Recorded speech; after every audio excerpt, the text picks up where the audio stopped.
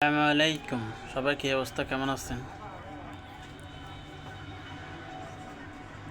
আজ 3 দিন ধরে কক্সবাজারের রাতের বেলা খুব ভয়াবহ অবস্থায় আছে। যেমন বৃষ্টি এবং বাতাস সব কিছু মিলিয়া অবস্থাটা বেশি খারাপ যাইতেছে। সবাই সুন্দর করে চলাফেরা করবেন। এখন সবাই যেন পর্যটক ভাই আর বন্ধু পর্যটকবাসী সবাইদের জন্য বলে যাচ্ছি, সবাই সুন্দর করে চলাফেরা করবেন।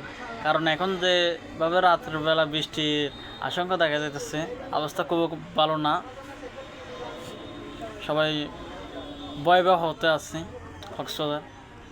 প্রচুর বাতাস। সবাই সুস্থ থাকবেন, ভালো থাকবেন এবং একটু দেখে শুনে চলাফেরা করবেন।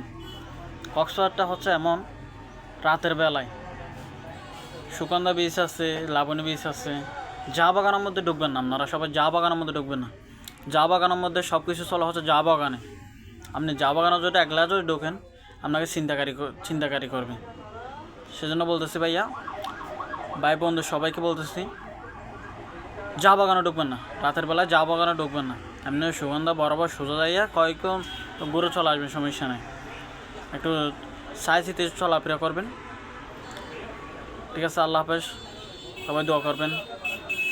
আসসালামু আলাইকুম।